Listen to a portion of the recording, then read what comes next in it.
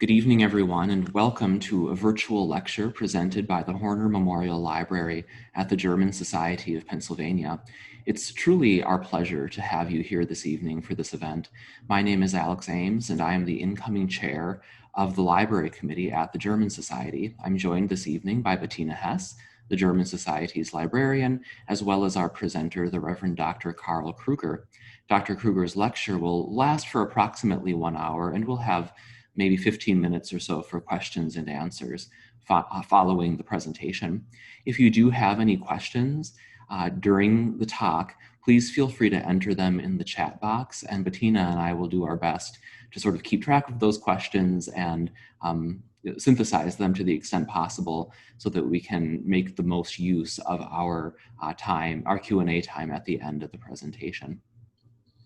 Before we begin the event this evening, I want to take a moment to remind all of you that our spectacular library at the German Society, which you see virtually behind both me and Bettina at different points in history, is a resource for you to use and enjoy. If you have any questions about our library, both our holdings as well as the services we offer, please visit germansociety.org/Horner-library.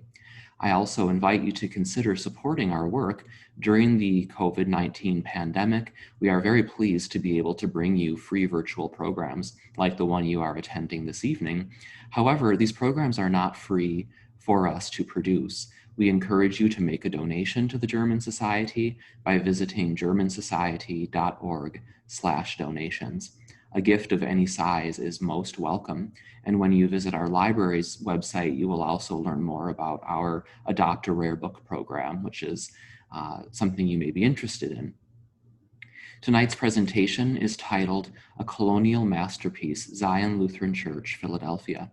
Our presenter is the Reverend Dr. Karl Krueger, and it's really my pleasure to be able to introduce him to all of you, an honor and a pleasure to have such a distinguished speaker for you this evening. Dr. Krueger is an ordained pastor in the Evangelical Lutheran Church in America. He served 2 congregations, earned his graduate degrees at the University of Michigan, and returned to his alma mater, the Lutheran Seminary at Philadelphia, as its librarian and a professor of church history. Tonight, he brings all these roles together in a presentation about Zion Lutheran Church, a colonial masterpiece. Thank you so very much for joining us this evening, Dr. Krueger, and the floor is yours. Thank you so much. And I see names on the side here on the right-hand side of my computer, and I am so humbled. Colleagues, former students, people in the congregations where I have served. I've had the privilege of wearing many hats and in service, and it's always been an adventure, an exciting adventure, and so I'm really humbled to welcome you all here to this presentation about what I call a colonial masterpiece. So what I'm going to do is start my PowerPoint. My students always knew what this was about because this is how I taught, and so I'm going to share my screen here, and we are going to get underway. Here we go. All right.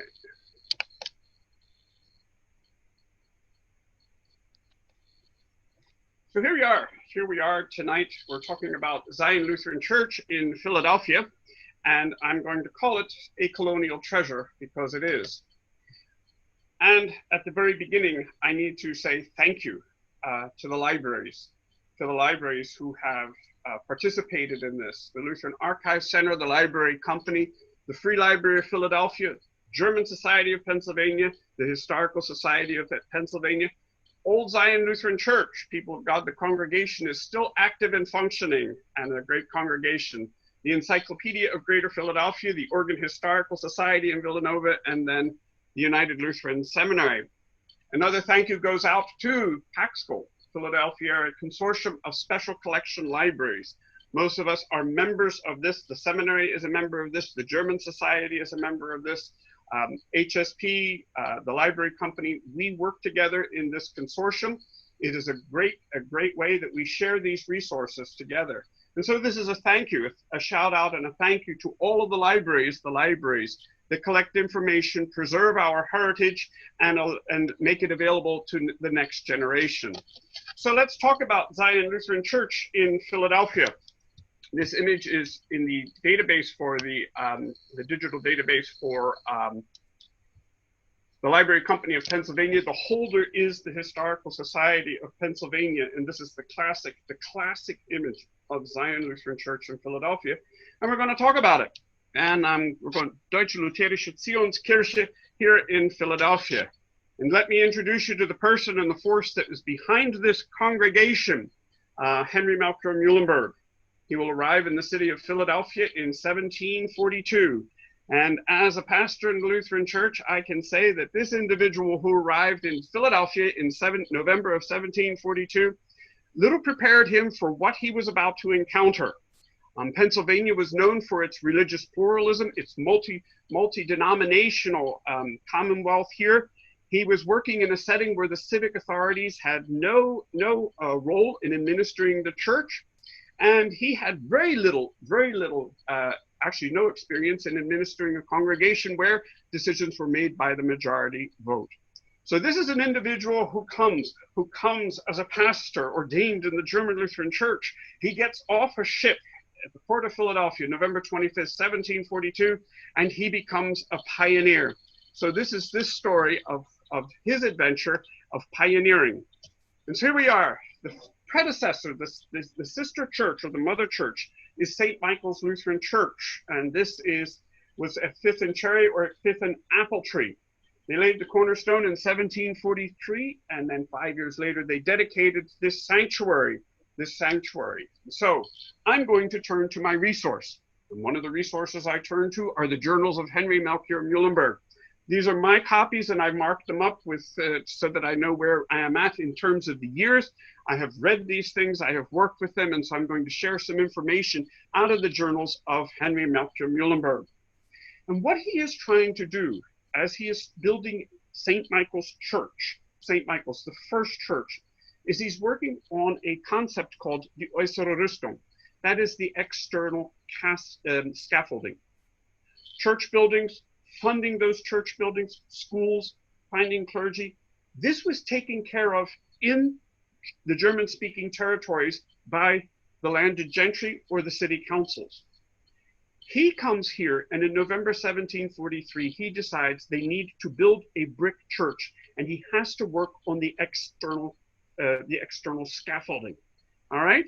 So this is a concept that he has to now wrestle with and work with. So here we are in North America. Were there Dutch colonies? Yes. Were there English colonies? Yes. Were there Swedish colonies? Yes. Spanish and French colonies? Yes. German colonies? No. So there were only German colonists, and this is one of the major differences. In the Dutch, English, Swedish, Spanish, and French colonies, these are colonies that are visions of the crown, which means they will get a governor, there will be a garrison, there will be clergy, they will take care of church, there will be teachers. All of this is taken care of by the crown. That is not the case. That is not the case for German colonists. Okay, there are no German colonies, German colonists. And so Muhlenberg, when it comes to building a church, has to figure out how we are going to go about building a church, how we are going to make this happen. And so here it is, the price tag. Here's the model of St. Michael's Lutheran Church that was at the seminary in our old exhibition hall. It's 1,600 pounds, and he's got to work with this. All right, so here we are. Here is this wonderful St. Michael's Church, 45 feet wide, 70 feet long.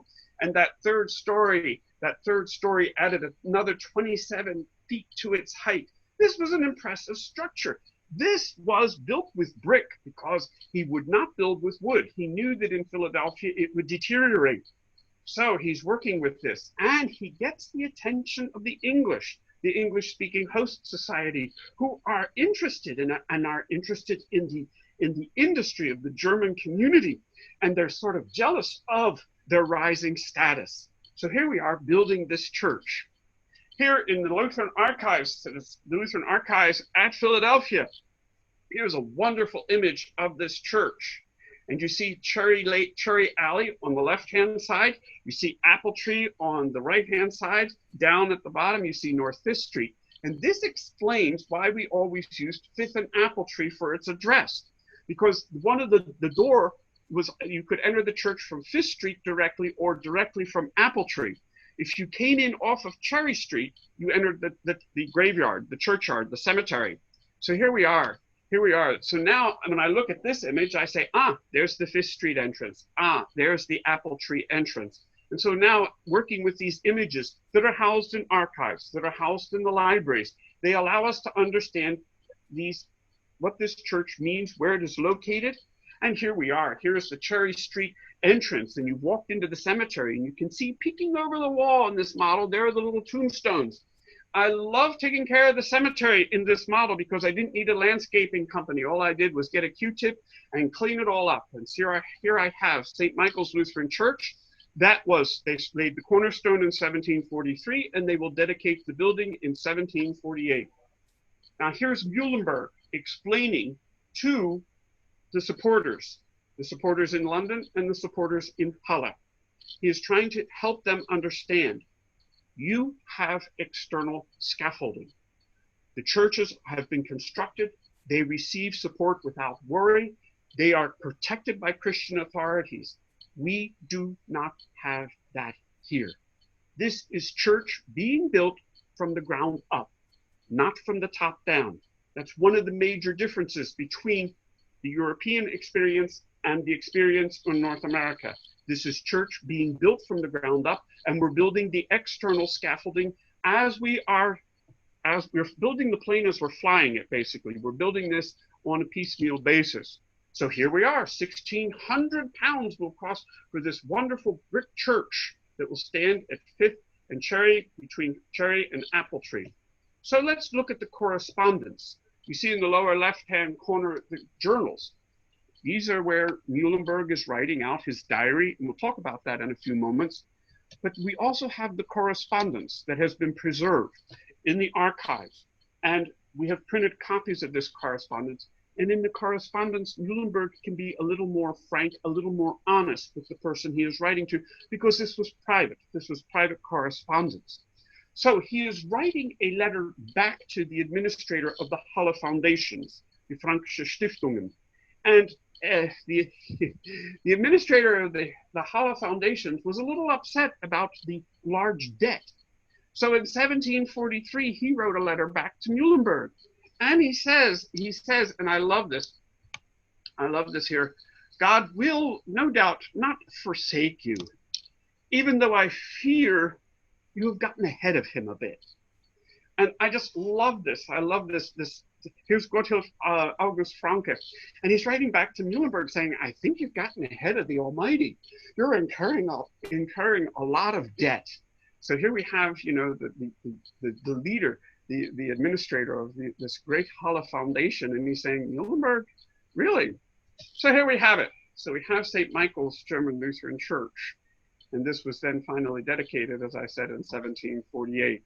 And here we have the interior of the church. We have the pulpit, the sacristy. We see the pews with their little doors to keep people warm in the cold winter, no more drafts. And then the tombs of the early pastors. And in these tombs, they will bury Johann Heinzelmann, Peter Brunholz, and then Johann Handschuh. So the congregation was reminded of the pastors who had passed away, who served them, and then had passed away, and they were given a place of honor within the church. So here we are. What is amazing about this particular congregation is that it is given a constitution in 1762. Muhlenberg arrives 1742. 1762, he has now 20 years of experience, and he is no longer a pioneer. He has now understood how we administer congregations on this side of the Atlantic Ocean, because something interesting happened. German immigrants boarded boats. They traveled to Rotterdam, they sailed to London, they boarded a packet ship, and they docked at the city of Philadelphia, the port of Philadelphia. They boarded that boat in London as subjects. When they left that boat in the port of Philadelphia, they were parishioners. Muhlenberg will describe this, and others will describe this as the sea change. And Muhlenberg realizes he has to work with this. And so on October 18th, 1762, 1 month shy of his 20th anniversary of having arrived in British North America, he establishes a constitution. It is a Monday morning. The church is full, and he reads this constitution. And this constitution is preserved in the Lutheran archives at Philadelphia. And this is the Innenrüstung, the internal scaffolding that Muhlenberg realizes he has to create in order to make this work on this side of the ocean. This is this wonderful script. This is a wonderful script, Quran. My extended German family taught me how to read and write in Süderling. And so I read this and I go, boy, this is really, really wonderful. Here's this constitution. And in this constitution that he drafts, the pastor will declare the word of God according to the apostles, the unaltered Augsburg Confession. And here is the change. The local congregation was invested with the perpetual right to elect its own pastor and officers. That is new. That is not nostalgic. That is new. And then the congregation will work with the council. And when there is a change in the pastors, they will talk to the synod, the ministerium. So this is a major accomplishment. And on that Monday morning, Muhlenberg reads that constitution. And here, librarians, here we are. Here we are. In the first chapter, the fourth part, it says, the pastor will have oversight of the church's library. There it is. Über die Kirchenbibliothek haben. So here we are. Libraries are invested in this new structure. So a shout out to libraries and to librarians who serve. So here we are. Now, at the end of the reading of the Constitution, you can see that it was in Philadelphia, the 18th of October, 1762. Here we are. Here we are. And there is the signature of Heinrich Muhlenberg. And there we have it. There we have his signature. And members of the congregation will sign this document. My statement is, this is amazing. Because 14 years before the founding fathers assembled in the State House, Independence Hall, to sign a Declaration of Independence, German immigrants gathered at St. Michael's, Philadelphia, and signed a Declaration of Dependence. The clergy and council officers would be elected from the congregation. They would work together. They would work together with the ministerium. And these signers were clergy, lay people, men and women, merchants, farmers, and laborers. To me, that is an amazing accomplishment within 20 years. He not only has mastered the building of the external scaffolding, he has also now mastered the internal scaffolding that is necessary for this. So here we are, St. Michael's German Lutheran Church. But in 1762, the situation is now changing. Now, before we get there, he sends back a letter to Ziegenhagen, who is the royal court chaplain to the Hanoverian kings. And Ziegenhagen did not understand what was happening. And so Ziegenhagen writes back and says, boy, this is a shallow foundation. What good is it then? What good is it then? The new complete church constitution that has been, nota bene, take note, signed by every member of the congregation from the greatest to the smallest. He doesn't get it, but Muhlenberg does. But as I said, in 1762, things are beginning to change for the German immigrants in the city of Philadelphia. And I turned to the Encyclopedia of Greater Philadelphia, which is an online encyclopedia. And this is a great resource. And they said, please, you have our permission. And here's an article about immigration and migration by Marie Basil McDaniel. And I want to refer to this article because it explains what is happening. Here you have a chart that was created by Donald Groff, and he is going back and he is mapping out the migration to the port of Philadelphia. To make it easier so that it stands out, so that you don't have to strain to see the numbers. These are the numbers of the German immigrants that are arriving. And what I want to do is I want to look at these 3 decades. You see these numbers. What is happening here is that within the space of 30 years, just over 64,000 German immigrants arrive in the port of Philadelphia. 64,000. Not all are Lutheran. Not all will stay in the city of Philadelphia, but a significant number will. The sanctuary of St. Michael's seated 600 individuals. By 1762, it is too small. It is too small. And so now just in 1762, which is the changing year, look at the number of baptisms the two pastors have to conduct. Look at the number of funerals. And the church seats 600. And we've just admitted 64 German immigrants to the port of Philadelphia, and a significant number will stay in the city. So here we are. So now the pastor has to think about all of this. What do we do? Well, here we are at St. Michael's, seats 600. It's too small. We now have to begin thinking. Do we enlarge the existing sanctuary, or do we build a larger one? If you're a homeowner, you know exactly what Muhlenberg is dealing with. Should we renovate and enlarge the home we are in, or should we go and buy a new home and take out a new mortgage with a little more debt? What do we do? If you're an administrator in a museum or an institution or a library, you wrestle with the same questions. What do we do? Should we renovate? How do we increase our space? When we outgrow our space, we all deal with this. So when Muhlenberg starts asking these questions, we feel the pain. So here he is. So the journals. In the 21st century, we see this as diary, and because he's journaling. Okay. But in the 18th century, and as I've taught my students who have had me, please understand that these are also reports. The entries in the journals will be copied 2 more times. If Muhlenberg has time, it will be 3 copies. And these journals will take off. They will be sent back to Europe. And this is a facsimile that is in the 2nd volume. You see, this is Muhlenberg's handwriting. And he's talking about this is the Thursday, the 3rd of November, and this is 3rd of November, 1774. And so he's writing this. Okay, so this will be copied 2 more times. The reason for the 2 copies, one, they're going to be put on a ship. This was courtesy of a website where they've mapped the Gulf Stream.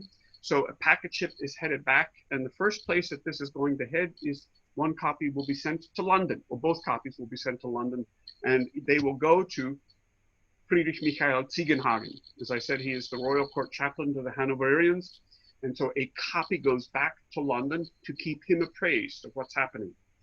A second copy, the 3rd copy that is in hand, he's going to send to Halle, and so that will be forwarded to Halle. And this is where Gotthold August Franke and then later Fredinghuisen, these are the administrators. Muhlenberg is keeping his advisors, or as he would call them, the Reverend Fathers, informed as to what is happening. He wants them to be informed of what it's like to be in the Commonwealth of Pennsylvania, to be in British North America. Okay, and so this goes back to the Franken-Stiftungen. This is the Franke Foundations. This was a major accomplishment. Here we are in Halle, Germany. This is what you see. You see, this was a university. It was an orphanage. It was a printing press. It had a printing press. It had a pharmacy. This was a multitasking organization. It was the foundations. Had a mission school. Muhlenberg attended this for 1 year. After he finished up his work at the University of Göttingen, he came here for 1 year. So he was very familiar with the Halle Foundations. It was the Halle Foundations that sent him to Philadelphia to take care of the congregations, the one in Philadelphia, the one in Trapp, and the one in New Hanover. So this is where he's sending these reports. What is he hoping for? He's hoping for medicines that he can sell. He's hoping for books that he can sell. And he's hoping for pastors. And so over the years, these are the pastors that will arrive in the port of Philadelphia to do service. They are sent here to serve German colonists in the Commonwealth of Pennsylvania. All right, so here we are. The other part that happens here is that portions of those journal entries that were sent back to Halle will be included in a magazine, a large pamphlet, all right? And this is the reports of the evangelical congregations in America, particularly in Pennsylvania. And so these will be shared with supporters, the friends of the Halle Foundations. And so this is what Muhlenberg is hoping for. So he's sharing information and inviting them to participate, to send donations, to send medicines, to send books, and to send pastors, to send seminarians. We will take care of it. And so this is how word gets out in the 18th century. They are now a communication hub. And so Muhlenberg understands that. So here's Muhlenberg, the pastor, the husband, the dad, the immigrant, and he has to wrestle with the issue. Our church is too small. What do we do? So let's put on the glasses and read what he writes in his journals. All right. At the annual meeting, January 6, 1764, a very well-meant suggestion concerning a new church. And it would cost about 900 pounds sterling, for a piece of land. Ah, there you go. We now have it in the congregational meeting because the Constitution, we are going to work on this together. This weighty and far-reaching matter was discussed further at the whole church council meeting 6 days later, and it was unanimously approved. We must prepare for the future and take a piece of land for a new church. All right, so January 6th, it goes to the congregational meeting. Then it's discussed on January 12th, 1764. The council has approved. So the pastor, the husband, the dad, the immigrant is sitting there. All right, let's see what he has to say. Well, January 19th, we all know this. He's sitting there and he's saying, well, there are individuals who are like, well, we don't want to increase our debt. Then there are others who are very choleric. He describes them in this report that he sends back to London and to Halle. Buy now, let's go. And the sanguine, no, it's logical, let's build. And then the phlegmatic, no opinion, we'll follow the majority. So he's reminiscing by himself in his study, and he's writing this long entry into his journal, which we can read. And what he's doing is he's reflecting on this decision because he understands if it succeeds, the committees will get it credit. If it fails, I'll get the blame. And we all know what that's like. We've been there. That's what it means when we're called to be administrators. He's depressed and he's worried. So there he is, the depressed and worried. A little at the end of January, he's depressed and worried because this is going to be a major, major endeavor. And so he says on February 16th, he sits down after wrestling in this for about a month. He has now come to peace, and he realizes he's finding peace in this Constitution because this Constitution said we would work on this together. We would be in this together. And so he's finding peace in the internal scaffolding that will help him construct the next phase of the external scaffolding. If you hear my dog behind me, I apologize. She's listening in on this, all right? So here we are. So they contact this individual, Robert Smith. He will be the architect. We all know him if you grew up in Philadelphia because he designed Carpenter's Hall after he designed Zion Lutheran Church. This is his creation. He uses the Georgian style. This is bricks and this white. It's dramatic. He loves this. He built Nassau Hall at Princeton University. He's worked on Carpenter's Hall. And now, thanks to the Library Company of Philadelphia, he is going to build Zion. And here it is. And here we have this masterful Georgian masterpiece that will seat 2,500 people comfortably. So we have gone from a sanctuary that seats 600 to a sanctuary that seats 2,500 comfortably. This will be the largest auditorium, probably in British North America. And it's a German Lutheran church. So here we are. Here we are in this wonderful place. It's 108 feet long, 70 feet wide. There you are. There's this wonderful description of Zion Lutheran Church. And, here it is. It will take 525,567 bricks to build. You ask, how do I know that? Well, William Julius Mann put that in one of the newspaper reports on Zion in die Lutherische Zeitschrift, in the Lutheran magazine in the 1860s. So it's like, as the librarian, when I read that, it's like, write this down. He's got the number of bricks that it will take to build this sanctuary that will seat 2,500 people. Now, if you go to the Internet Archive, here's the prospect of Philadelphia from 1795. And so I looked through this. It's available. You can read it online. I believe this was scanned from the copy. This was scanned from a copy that is at the library at the Philadelphia Art Museum, which is also a member of PAXCO, the Philadelphia Consortium of Special Collection Libraries. So you get to page 44, and here is this description of Zion. Zion is built here, founded in the year 1766, 107 feet long, 71 feet broad, and 44 feet to the eaves. Ah, that answers a question that I was asking myself. I now know, oh, it's 107 feet, it's 71, but I now know that it's 44 feet high to the eaves, and add on a little more after that.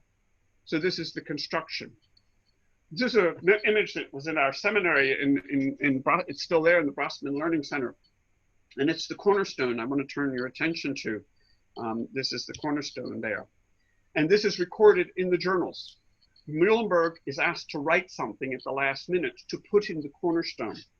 And this is a very touching statement, because Muhlenberg on June 9, 1766, as he focuses, is talking to us. Beloved children, children's children, hold on, and posterity, that's us. We are enclosing a written document in this cornerstone, may inform and instruct you about our present circumstances.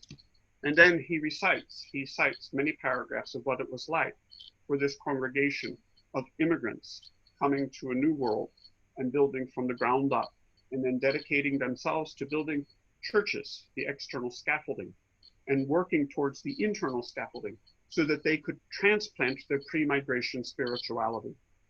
This is so important to them, because when our ancestors went into a church here, they basically violated the time-space continuum, because they heard the hymns that they had memorized as children in confirmation in the catechism.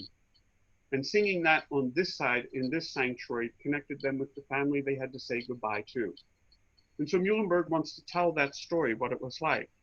And then he says, as he's speaking to us, and now, dear children and descendants, we hereby commend you to God and the word of his grace, which is able to build you up and give you an inheritance among all them which are sanctified. He's talking to us. He's talking to us and what it was like to be in Philadelphia in 1776, to build this sanctuary, this church, this colonial masterpiece. And so he is.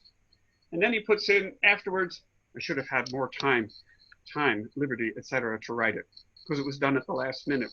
And as an administrator who found out I need to write a report in 24 hours for such and such and such and such, we've all been there. Administrators, we've been there. We've had to do these things, and afterwards you say, I wish I had more time. It's the human side of Muhlenberg that I can relate to in so many ways, shapes, and forms. Here it is. This is the model that is in the parish hall at Old Zion, that's at Broad and Mount Vernon. Here it is. And JP, I know you're on this, and your dad brought this down, and then your mom dusted it off so that I could take these pictures. This model is gigantic. And it was just a joy to see the love, the care that went in to the creation of this model, of this sanctuary that is so important. So shout outs to courtesy of Old Zion Lutheran Church. I served you on many occasions, and I'm always honored that I can put this image up there so that we see this in 3D. So let's look at this just a little further. He says that the British gutted, this is Edmund Hogan, who gutted it and converted it into a hospital for the sick and wounded. So here we are. Zion is taken over by the British when it's occupied, and here's the entry that we know about. This is what happens. They enter the city and they take over the church and they use it. And all of the pews are set aside, and then they were able to gain the access to the church, and probably the pews were, I would assume they were cut up and used as firewood. And so until 1799, they had to bring everything back together here in this moment when they regained control after the British left the city of Philadelphia. So here's this wonderful image that's at the Library Company. We had a copy of this in Hagen Hall, and it's now in Brossman. So here's this wonderful image that points out that the church is dedicated on the 20th of June, 1769. It has to be refurbished. We have a color. This is my trying to work with this in Photoshop. This is the image of Zion after it has been refurbished. Actually, what we are doing is we are looking at this person here in colonial dress with indigenous people. And this is the watercolor study of Zion Lutheran Church. So here's the watercolor study. And it's Birch, William Birch. And it shows you Freddie Muhlenberg, Friedrich Augustus Muhlenberg. He is the first Speaker of the House of Representatives for the young United States. And he is the son of Henry Melchior Muhlenberg. He's in the pastorate for a while. He gives that up to enter politics. And so here he is in the city of Philadelphia in 1793. We are the capital of the young United States. And so Indian delegations would come to the city to pay respects and then to negotiate land treaties.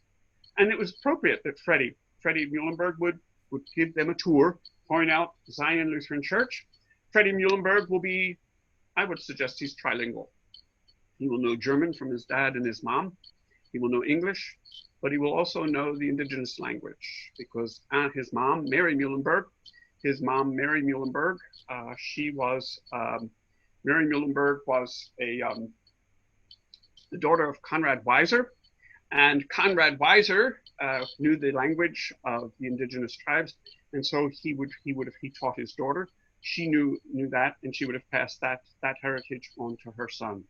So here we are in this wonderful moment, seeing Zion Lutheran Church with Freddie Muhlenberg, 1793. Here we are in 1793 in this wonderful moment of Zion Lutheran Church.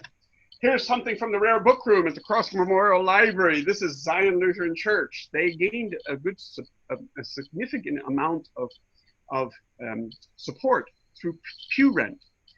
They sold pews. You bought your seat in the church. That was one of the ways. And so here are the receipts for Peter Deek and his wife for 15 shillings for 2 seats at Zion Lutheran Church, 1795 at the top. Below it is 1799, and they paid the 15 shillings. And so here is their receipt, so that it was put in their hymnal, so that when they went to church, they had their seat reserved for them.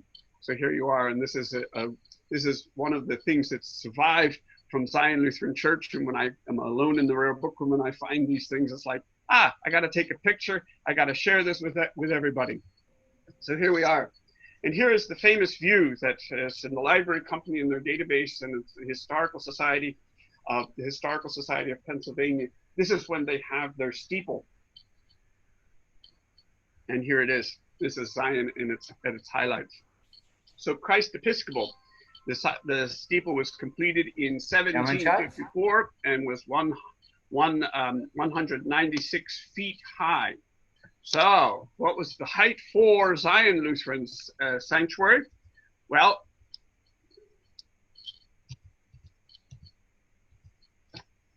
Edmund Hogan says they are intent on finishing this, and it will be about 200 feet. So if they actually achieved it, then they were 4 feet higher, 4 feet taller than Christ Episcopal Church. So this is a wonderful fact. I would need to do some more digging to find out for sure if this is for sure what the height was. Maybe we'll all work together and we'll figure it out. But here is this wonderful moment of this great church. It was this wonderful steeple, electric clock, and then inside the wonderful Tannenberg organ that we're going to talk about. So here we are. It's 200 feet in height. Then it would be the tallest. It would be the tallest of the sanctuaries in British North America. This is the old exhibit hall at the Lutheran Seminary, and we brought this. This was a great moment. We had a room that had no external lighting, and my president said, "Could you turn this into an exhibition room?" And I thought, sure. And so the archives in the library, we worked together. We brought out all these things that were buried in shelves and in corners to create this exhibit room. And so we could display this, and we would open it up. We would open this up to people to come in and see the history. So here we are. Here is the image of the interior of Zion Lutheran Church, and it showcases an organ. All right, so let's talk about the organ. The organ was built by David Tannenberg. He's a Moravian, but he's an organ builder, and he builds this fantastic organ: 3 manuals and pedals, 34 stops, 2,000 pipes, $9,333. And the case that housed the organ was built by a carpenter in the congregation. So they touted this as the largest pipe organ in the Western Hemisphere. So here we have it. Case was 24 feet wide, 27 feet wide, 24 feet wide, 20 feet high, right, and 8 feet deep. So here we have this wonderful, wonderful case of this wonderful organ. The dedication was October 1790. To accommodate the large crowds, the dedication lasted 3 days, and Michael Billmeyer, who succeeded Sauer in Germantown as a printer, printed this pamphlet, you know, the praise and adoration for the new organ at Zion Lutheran Church in 1790. And so here it is. This is the wonderful organ. This was the program they handed out to everybody. This is the Lutheran Archives. They have the Lutheran Archives at Philadelphia. Thank you for sharing this image, this wonderful picture. Here it is unfolded, and it gives you the stops. It gives you the registrations. It gives you this wonderful, wonderful description of what this organ was all about. And so here we have it, and it's wonderful. You can find all of this on the davidtannenberg.com site, and they give the Zion Lutheran Church 1790. There's the great, the choir, the positive, and then the pedal. And this is, you know, you've got two mixtures there, and you've got some very heavy pedal there. Some principal bass at 16 feet, a sub bass at 16 feet, and a trombone, posaun, at 16 feet. So this was quite a creation.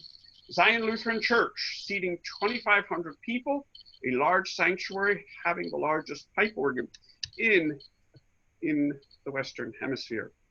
And then here, the tracker.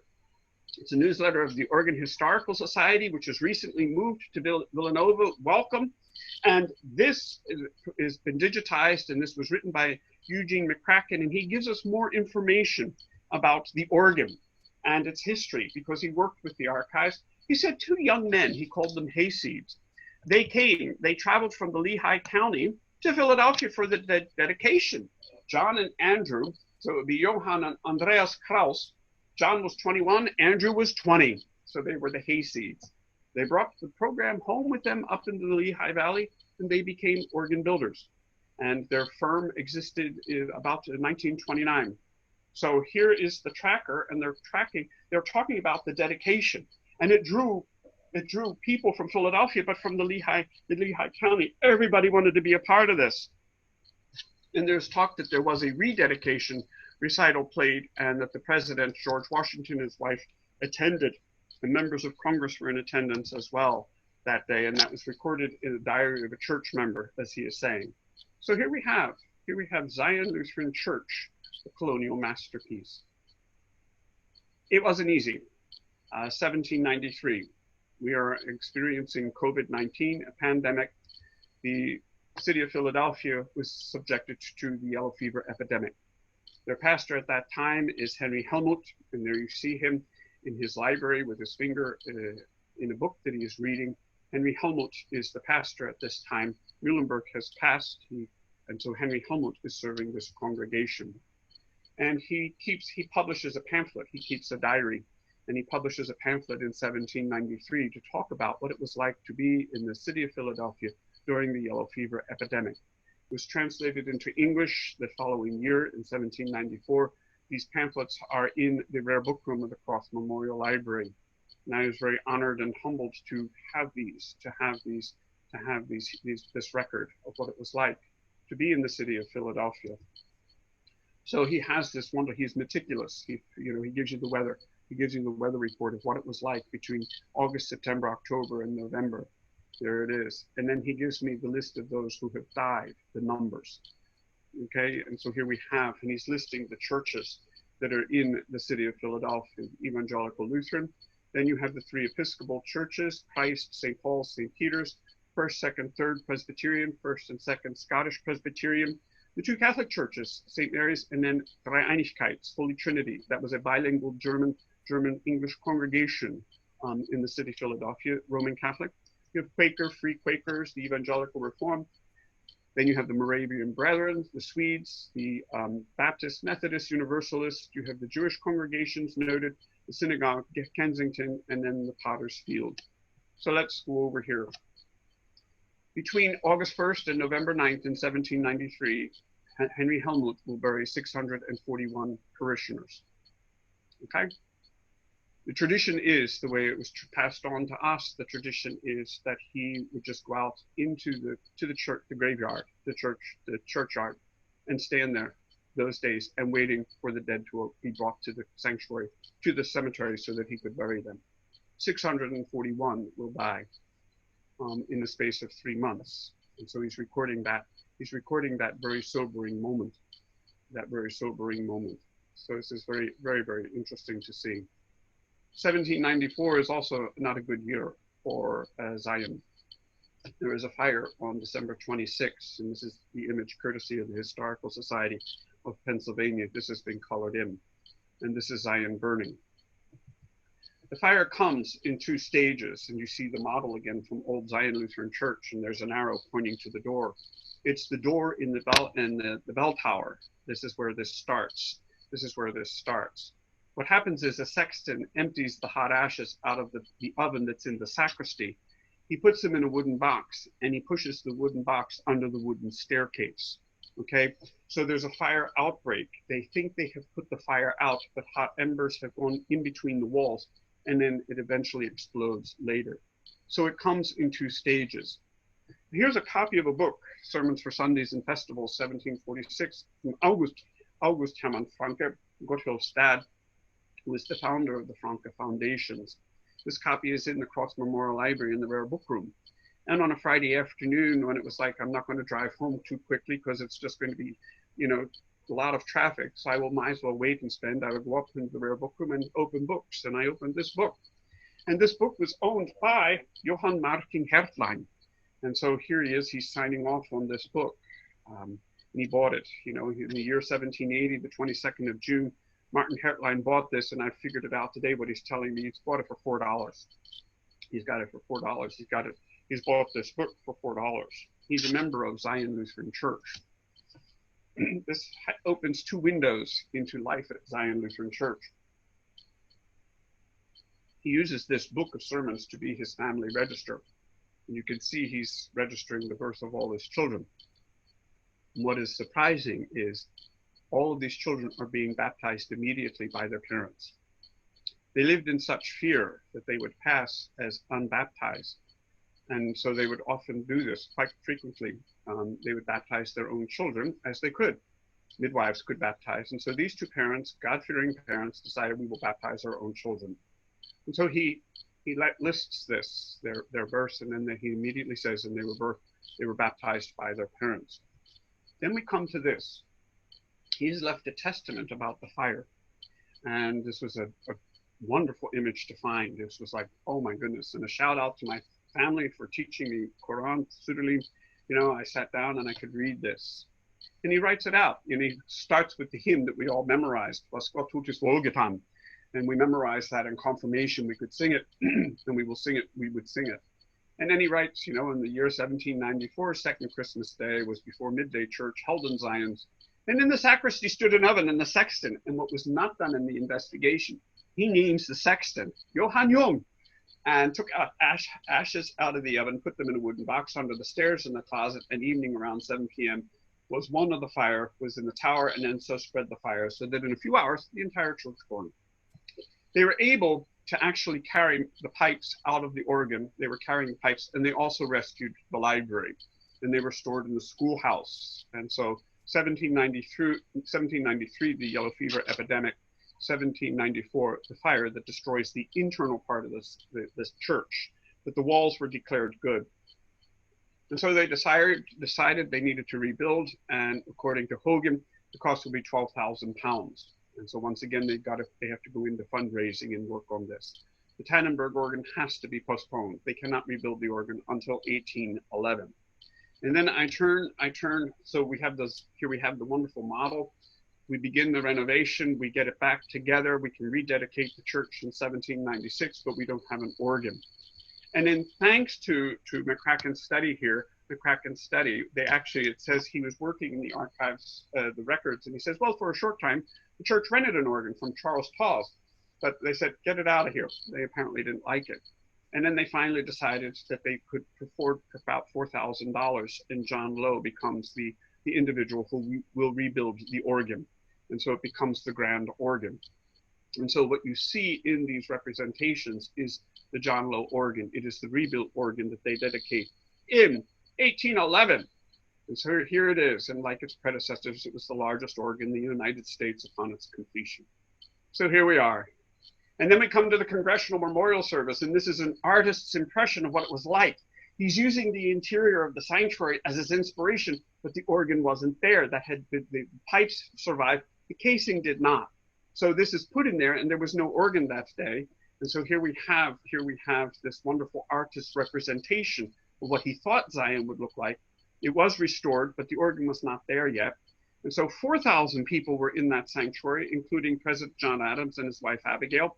And then the person in the pulpit is Lighthorse Harry Lee, who has those wonderful words, first in war, first in peace. You all know the last part, first in the hearts of his countrymen. And he is delivering the eulogy. So here we have this moment.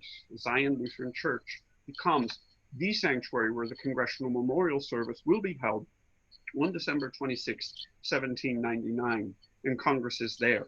Congress is in this sanctuary. Why? Because it was the largest sanctuary and it could accommodate this crowd, this important crowd of people. So here we are. Here is Zion Lutheran Church. And now we come to the Reverend William Julius Mann, and I'm going to wrap this up so that you've heard me long enough. He's the pastor. He is the pastor when they celebrate the centennial. Here is the image of the celebration in the library company. Here is the image in the Lutheran archives. And here we have this wonderful image, and JP sent me an image as well. There we have, and JP sent me from Zion this wonderful image. So here you have, let me take you back for a moment here, what's going on. Let's see here. All right, the 100 years, the 100th anniversary. And on the left is Deme, that is the pastor who succeeded Helmut. So it's Muhlenberg, Helmut, Deme, and then comes William Julius Mann. And on the right-hand side is Henry Melchior Muhlenberg. When you look down, you look around on the balcony, you see these wreaths. In those wreaths are names. These are the names of the assistant pastors that serve this congregation. So I can see immediately on the left-hand side, it's remembering Frederick David Schaefer, who was the third pastor. There for a while, they had three. So the senior pastors were there, memorialized, and all around were the assistant pastors who served the congregation. This is what interests me. This is interesting. You see the American flag on the left-hand side. On the right-hand side, I am going to propose that this is the black, red, and gold flag. And so this is 1866. And so there was the German flag there.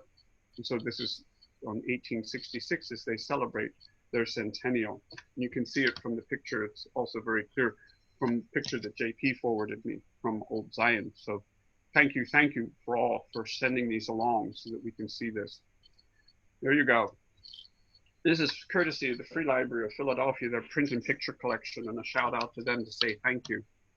1868, it's time now considering the wires there are telegraph wires. They now have to make a decision.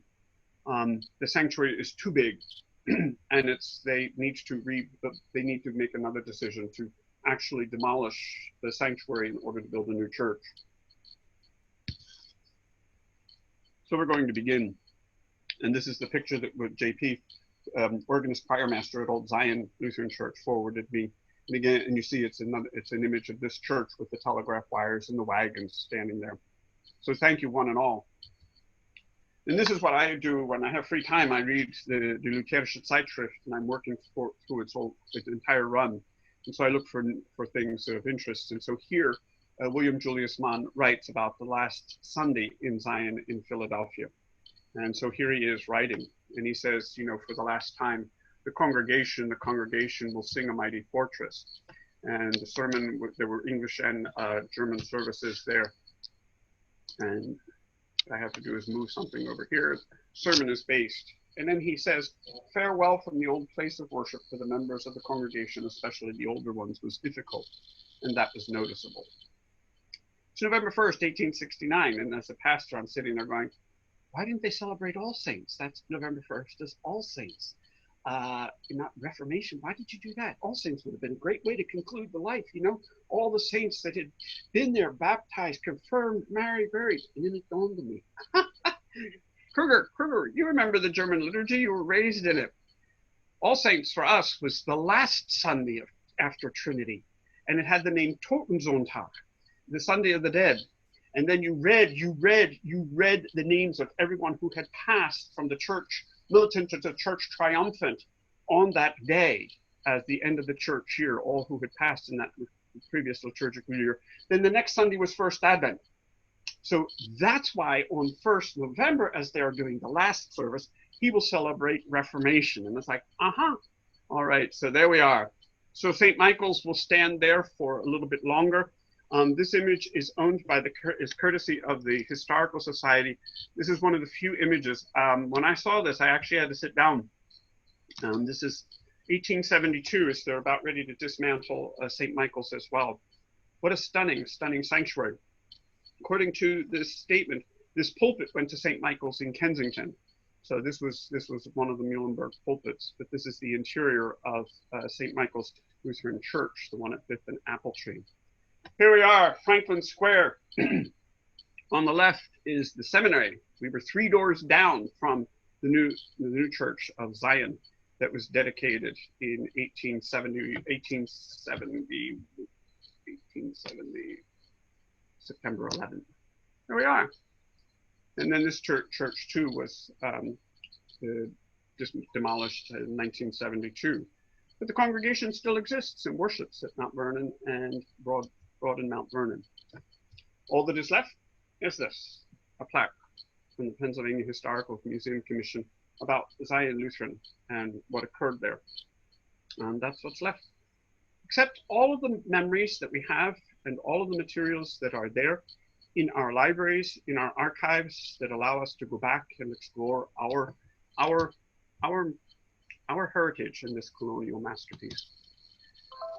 Thank you one and all for allowing me to come to your computer screens this evening, to be a part of this, to be with you for these moments, inviting you to your computer screens on this day. Thank you, thank you. Well, thank you so very much for that fascinating presentation. What a wonderful opportunity to learn more about early American religious history, the rich history of German culture and religion here in the city and the region, and the architectural and in the history of the urban landscape. It was absolutely fascinating. So thank you very much to our presenter, the Reverend Dr. Karl Krueger. This was really thrilling to learn so much about such an important topic. So for those of you in the audience, we would invite you to enter any questions or comments you may have into the chat box. I know we already have some queued up and ready to go. So take a few minutes to gather your thoughts, enter any questions, and then Bettina will start asking some of the questions that we have coming in.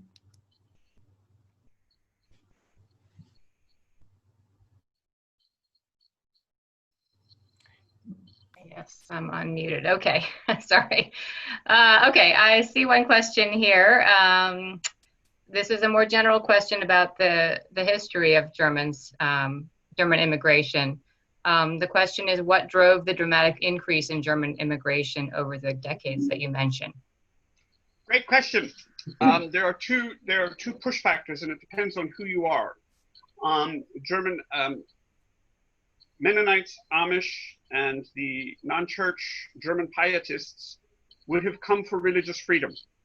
And William Penn created Pennsylvania as the holy experiment, inviting them to come, and you could construct a house of worship here in this Commonwealth, you know, and you're invited. So German Amish, German Mennonites, German-speaking Mennonites, and the non-church pietists came for religious freedom, because they were not welcomed back in many German-speaking territories. They were not welcome. For German Reformed and the German Lutherans, you're coming for economics. The Palatinate, the Kraichgau, was often it's right on the periphery of the Holy Roman Empire, the German nation. It borders France, And in order to weaken the Holy Roman Empire, the German nation that sort of surrounded France, they would continually launch invasions into the Palatinate and the Kraichgau.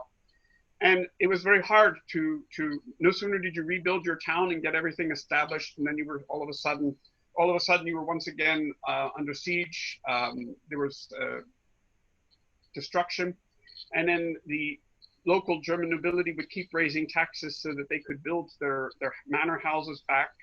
So it was an economic migration. They came looking for inexpensive land, which Pennsylvania gave them. And so the push factor was, we need economic security. We can't have a family in the Palatinate and the Kraichgau, but we can in Pennsylvania. So they're coming for inexpensive land. So one portion comes for religious freedom, other comes for economic stability. Okay, thank you. Another question is, why was the second church on Franklin Square demolished? Old Zion probably would know the answer to that one. I wouldn't know. There's a good question. We need to have, well, maybe someone can put it in the chat. Otherwise, we need to be in the meeting format so people can chime in.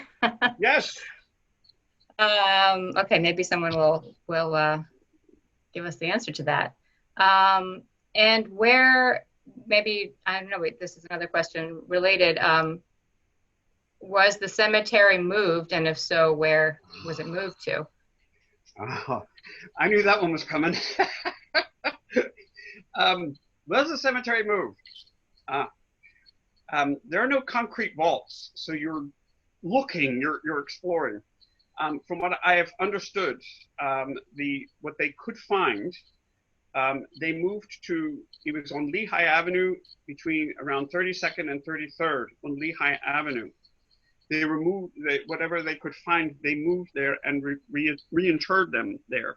And then the city of Philadelphia came and I think bought up the land for a public school, if I'm not mistaken. And so they were moved one more time, and they're in a cemetery out here in Fraser. There's a plaque, I'm assuming, for those from Zion and St. Michael's Lutheran Church in Center City, Philadelphia. So they're out in Fraser now. Okay, and we have a question to answers to the previous question. Okay. From J.P. Meyer and Nick Stetkovich. Okay. Declining congregation. Whoopsie, hang on a second. Numbers were dwindling. A lot of repairs were needed to the very large church. The maintenance was too expensive. Thank you, JP. He's the organist choir master of the congregation. He is one of their many historians. And yes, thank you. Okay, there was another question I saw up here. Why did Pastor Muhlenberg continue to report to the authorities in Germany when they clearly were not helping him in the New World? Well, they did help. They did send the medicines. They did send the books. They did send the pastors. Like all of us, we keep our friends and keep in touch with our friends and our friends, and we keep talking to them in the hopes that eventually they'll get the message. You know, he never gave up hope. He lived in hope, and it was rewarded. He did get 16 pastors ultimately from that. He did get books, he did get medicines, and he could sell those for hard cash. He could sell that for hard cash, as opposed to trying to get German currency converted. They sent the goods that they could, and Ziegenhagen, if I'm not mistaken, made sure that it came custom free, so that they could then sell it, and then they could then have the hard cash, because they were hard cash poor. They were wealthy in terms of eggs, chickens, apples. That's how they were paid many times. They didn't have necessarily all the hard cash they would have liked. Interesting. Okay. One other question about the language, the German versus English language in the worship services. Right. Any information on that and how German women felt about introducing English? Friederike Bär has written a book about that very subject because it was a very contentious issue. Mm-hmm. They could not see themselves being bilingual congregations, and so the English congregation had to build a separate sanctuary called St. John's. And Peter Muhlenberg defended the role of English. So did Muhlenberg. Muhlenberg preached in Dutch, German, English, and in the early days when he was learning his English, he would preach in Latin occasionally. But Muhlenberg the language was a vessel, a vehicle for communication, and he was totally open to it. Later, other people did not have that opinion, and they felt that if you lost your German language, you lost a part of your heritage, and you could not convey a translation did not convey the faith well. So this is an ongoing, it's not only this church, it's throughout all of Lutheranism. One of the characteristics of Lutherans is we always arrive speaking a language other than English. There is no English Lutheran church. So we always arrive speaking a language other than English. And one of the first things we have to do is accommodate ourselves to the English-speaking host society. And then you eventually start working in English. And then comes the question, how do you introduce English? And change never came gracefully to the Lutheran Church. It was always contested. And so it was Frederica Baer is the person who could answer this brilliantly in her book. Eberle, I think it was Eberle, the trial of Eberle. Yeah. So. Right. Yeah. And then there's just one comment about, I think going back to the Franklin Square Church period, comment from Nick that they had an ambitious concept about building an old folks home with a church at the top in Spring Garden, but nothing ever came of it. Is that? That's correct. Sounds familiar.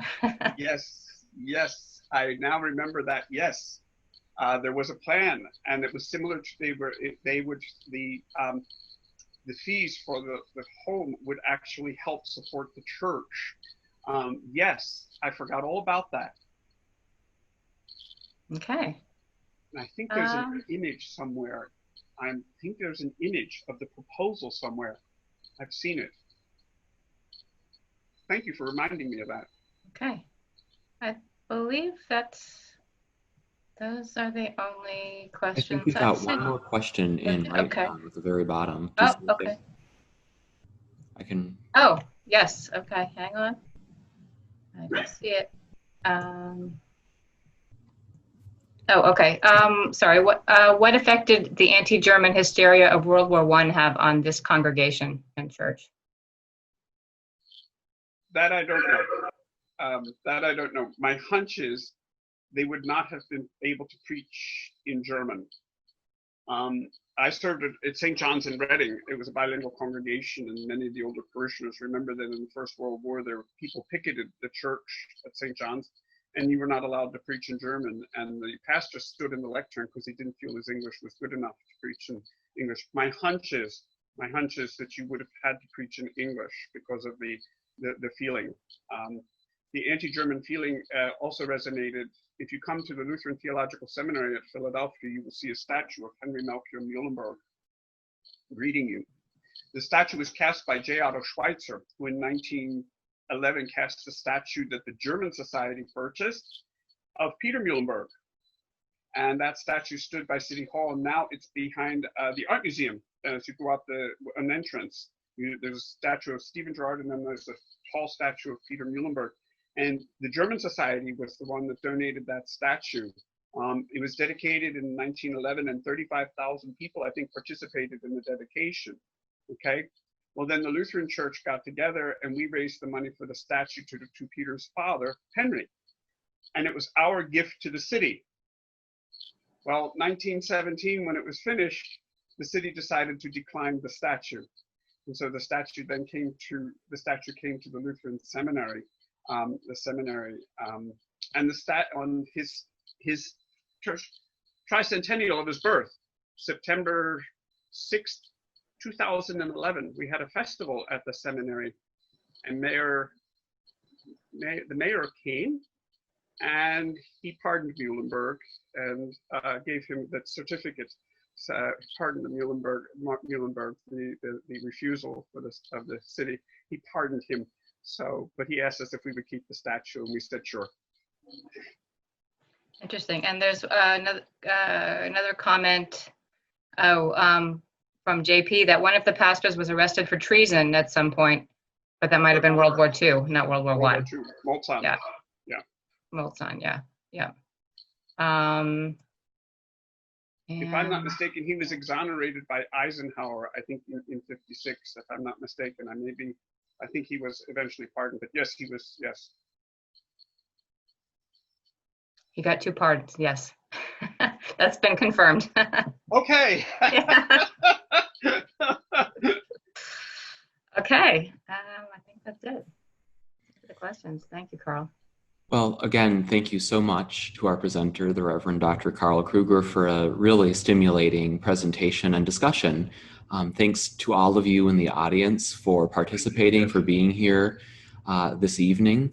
It's really wonderful, even during this time of pandemic, to be able to gather as a community of enthusiasts and scholars in this area to have these sorts of conversations. So we really appreciate your time and your interest in the German Society. I will again reiterate that this library is here for you to use and enjoy and benefit from. So please do be in touch if you have any questions about our holdings, as well as our future events. I do want to share one event with you coming up.